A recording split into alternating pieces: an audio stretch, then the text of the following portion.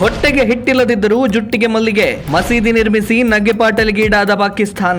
ಆರ್ಥಿಕವಾಗಿ ಜರ್ಜರಿತವಾಗಿರುವ ಪಾಕಿಸ್ತಾನ ಜಪಾನ್ ದೇಶದಲ್ಲಿ ಮಸೀದಿ ನಿರ್ಮಿಸಿ ಪಚೀತಿಗೆ ಸಿಲುಕಿಕೊಂಡಿದೆ. ಸ್ಥಳೀಯ ಆಡಳಿತಕ್ಕಾಗ್ಲಿ ಅಥವಾ ಜಪಾನ್ ಸರ್ಕಾರಕ್ಕಾಗ್ಲಿ ಯಾವುದೇ ಮಾಹಿತಿ ನೀಡದೆ ಜಪಾನ್ ದೇಶದ ಸೈತಾಮಾ ಪ್ರಾಂತದ ಹವಾಗೋಯೆ ನಗರದಲ್ಲಿ ಪಾಕಿಸ್ತಾನ 4500 ಚದರ ಮೀಟರ್ ವಿಸ್ತೀರ್ಣದ ಜಾಗದಲ್ಲಿ ಬೃಹತ್ ಮಸೀದಿ ನಿರ್ಮಿಸಿರುವುದು ವಿವಾದಕ್ಕೆ ಕಾರಣ ಆಗಿದೆ. ಅಚ್ಚರಿ ಎಂದರೆ ಈ ಮಸೀದಿ ಉದ್ಘಾಟನೆಗೆ ಸ್ವತಃ ಜಪಾನ್ನಲ್ಲಿರುವ ಪಾಕಿಸ್ತಾನದ ರಾಯಭಾರ ಕಚೇರಿ ಆಗಮಿಸಿದ ಬಳಿಕವಷ್ಟೇ ಸ್ಥಳೀಯ ಜಪಾನ್ ಸರ್ಕಾರಕ್ಕೆ ಈ ಮಸೀದಿ ನಿರ್ಮಾಣದ ಮಾಹಿತಿ ತಿಳಿದಿದೆ. ಇದು ವಿವಾದಕ್ಕೆ ಕಾರಣವಾಗಿದ್ದು, ಕಾನೂನು ಬಾಹಿರವಾಗಿ ನಿರ್ಮಾಣವಾಗಿರುವ ಈ ಬೃಹತ್ ಮಸೀದಿಯನ್ನ ನೆಲಸಮಗೊಳಿಸಲು ಅಧಿಕಾರಿಗಳು ಗಂಭೀರ ಚಿಂತನೆಯಲ್ಲಿ ತೊಡಗಿದ್ದಾರೆ ಎಂದು ಹೇಳಲಾಗಿದೆ. ಮಸೀದಿ ನಿರ್ಮಾಣಗೊಂಡ ಭೂಮಿಯನ್ನ ಪರ್ವತ ಅರಣ್ಯ ಪ್ರದೇಶ ಎಂದು ವರ್ಗೀಕರಿಸಲಾಗಿದೆ. ಇದು ನಗರೀಕರಣ ನಿಯಂತ್ರಣ ವಲಯ ಒಳಗೊಂಡಿರುವುದರಿಂದ ಸ್ಥಳೀಯ ಆಡಳಿತದಿಂದ ವಿಶೇಷ ಅನುಮತಿ ಪಡೆಯದೆ ಯಾವುದೇ ಕಟ್ಟಡ ನಿರ್ಮಾಣ ಸಾಮಾನ್ಯವಾಗಿ ನಿಷೇಧಿತವಾಗಿದೆ. ಆದರೆ ಪಾಕಿಸ್ತಾನ ಎಲ್ಲ ನಿಯಮಗಳನ್ನ ಗಾಳಿಗೆ ತೂರಿ ಅನುಮತಿ ಪಡೆಯದೆ ಮಸೀದಿ ನಿರ್ಮಿಸಿ ಅಂತಾರಾಷ್ಟ್ರೀಯ ಮಟ್ಟದಲ್ಲಿ ಮುಜುಗರವನ್ನ ಅನುಭವಿಸ್ತಾ ಇದೆ.